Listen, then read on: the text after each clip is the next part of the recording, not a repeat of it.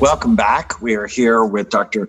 Shane Creado, who is a psychiatrist, a sleep disorder specialist, the author of Peak Sleep Performance. Shane, where can they get your book? Amazon and Kindle. So if they just do a simple search on Amazon for Peak Sleep Performance for Athletes by Shane Creado, it'll pop up right away. Awesome. And I highly recommended. Dr. Creado also helped us create our supplement to support healthy sleep. Put Me to Sleep is the name of the supplement. Emily, our 10-year-old, she just loves it. She went through a really, really stressful time. And so to help her get back on track, she used it and she just loves that stuff. And it tastes great. It's actually chewable. And, it's 1 to 4 chewables at night. All right, so I promised them practical tips, including for shift work. How can people get the best sleep? And, oh, by the way, Dr. Creado also has a course on Amen University called Overcoming Insomnia. I actually recommended it to a patient yesterday. So great. It's really great. So if you find this is an issue, my dad died a couple of weeks ago, and I've been talking about grief. And with grief, I always say, fix sleep first. So if you're going through grief, fix sleep first. And, that's when a lot of people end up being hooked on Ambien or Restoril or Lunesta or Seroquel, the ones you talked about. When people go through stressful times, whether it's you lose your dad or you're in the middle of a pandemic, what are the tips to really get people on track? All right. First of all, I'm really sorry for your loss, Daniel. It was a beautiful funeral analogy. And these times, a lot of people are losing their loved ones, and it can really disrupt your sleep because you're grieving, you're in danger mode, there's a survivor guilt component. And I've always told my patients during this entire pandemic, use this opportunity to optimize your sleep. Use this to be a little selfish for yourself, because you need to protect yourself and your brain health and your sleep if you have to be a good relative and partner and be there for your kids and support your other loved ones in moments of need. We know that sleep deprivation will make you more irritable, make you more emotionally vulnerable. Even one night of sleep deprivation has triggered manic and hypomanic episodes in some patients. So if you anchor your sleep, if you structure your days, you can schedule time to grieve and grieve well without causing you to end up in the danger zone. And we do know that sleep deprivation is directly connected to increased suicide risk as well. 90% of people with depression report sleep problems. So yes, that is tied in with sleep. And we can address the sleep without simply throwing Ambien or Trazodone at people.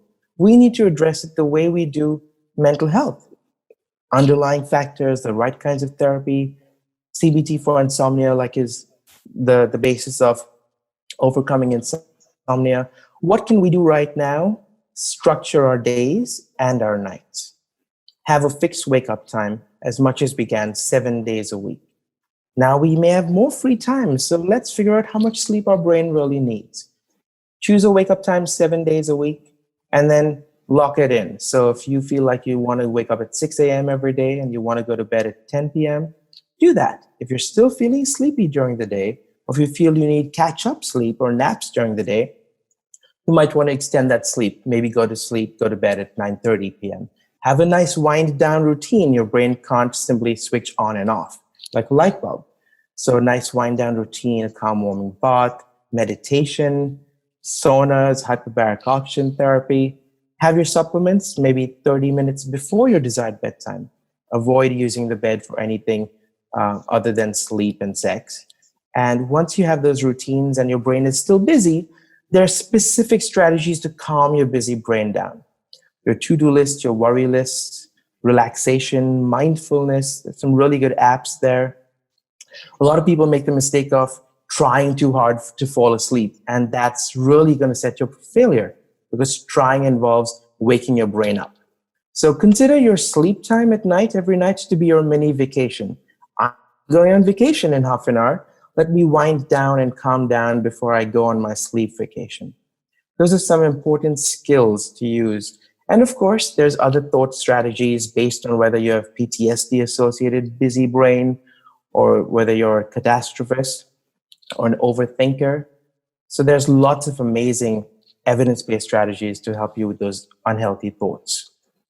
So there's, you brought up PTSD, and there is a medicine that has been found to be useful for nightmares.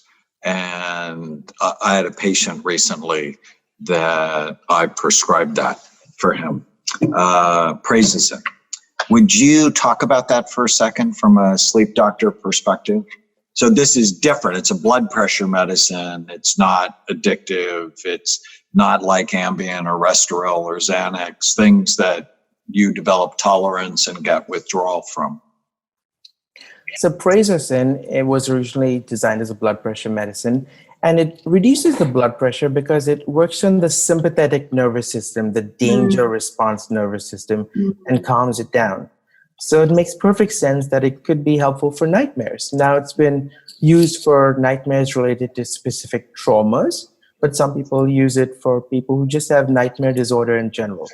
Because it calms the sympathetic nervous system down, it makes sense that it would reduce the frequency and intensity of nightmares. Other ways to reduce nightmares, though, as I said, if your brain is sleep deprived, it's going to quickly drink as much dream sleep as it can get. So actually extending the amount of sleep you're getting and the quality of your sleep by dealing with things like restless legs or sleep apnea will actually cause you to have well-balanced non-dream and dream sleep rather than excessive dream sleep. That means less nightmares. Also calming your brain down, because your brain goes through the same cycles in dream sleep that it does when you're awake. So if you're calm or dealing with stress adequately during the course of the day, you're setting yourself up for success in terms of less nightmares. I know that Ptsd has been used for nightmares. I also use a medicine called clonidine for nightmares. It was used in kids who had been abused and traumatized during the Pol Pot regime in Cambodia. And it also helps reduce the blood pressure, reduce the sympathetic nervous system response. And I've seen some really good benefits in people, not just for the nightmares, but also the hyperarousal, the danger mode, looking over your shoulder all the time. And it makes sense, because if you calm down your nervous system during the day, your brain is less likely to repeat those negative reactions while you're asleep. That's so helpful. You've mentioned sleep apnea a couple of times. The common symptoms: you snore loudly, you stop breathing at night, you're chronically tired during the day. It increases the risk of obesity and depression. How would someone know if they had it? And then what's the best way to assess it? So sleep apnea is extremely common, and I'm really glad you're bringing this up, because there's many different kinds of sleep apneas. The most common one we think of is obstructive sleep apnea, where airway closes off, your tongue falls back, and there's less oxygen to the brain. So yes, it can result in more depression, tiredness, fatigue, or concentration problems, memory problems, dementia, heart attacks, strokes. It's a really deadly disease. Now, you may feel you're getting 8 or 9 hours of sleep, but you still wake up really tired and sleepy. That may be a clue. A dry mouth may be a clue. Morning headaches, especially in the front part of your head, may be a clue. Impotence, low testosterone levels, aches and pains in the daytime, more inflammation are all linked directly to sleep apnea. We mentioned shift workers. Shift work has been designated a probable carcinogen by the WHO because it's directly related to increased risk of heart attacks. You know, with daylight saving time, after we lose that hour of sleep, there's 21% more heart attacks the next day. Oh, it's miserable. People are dying. Yeah. So if you have any of the symptoms, just feeling sluggish, lethargic, and you try and get more sleep and you feel even worse, like you've been hit by a truck, it's time to get an evaluation for sleep apnea. It's quick, simple, easy. You can get a home study done. It's always covered by insurance. And they tell you how many times you stop breathing at night and what position you were in. And then it's not just everyone deserves CPAP.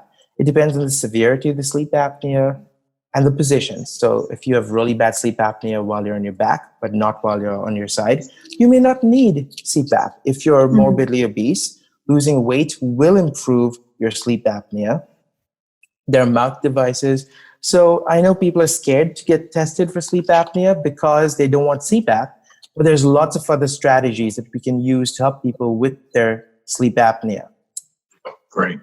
When we come back, we're going to talk more about sleep, but specifically, was Freud completely off base when he talked about the interpretation of dreams? We're here with Dr. Shane Creado, psychiatrist, sleep disorder specialist, Amen Clinic physician who we adore. He is the host of our course, Overcoming Insomnia, at Amen University.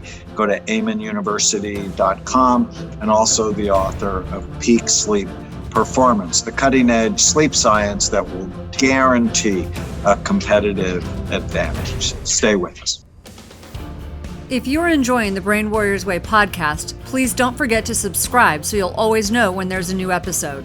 And while you're at it, feel free to give us a review or 5-star rating, as that helps others find the podcast. If you're considering coming to Amen Clinics or trying some of the brain healthy supplements from BrainMD, you can use the code podcast10 to get a 10% discount on a full evaluation at amenclinics.com or a 10% discount on all supplements at brainmdhealth.com.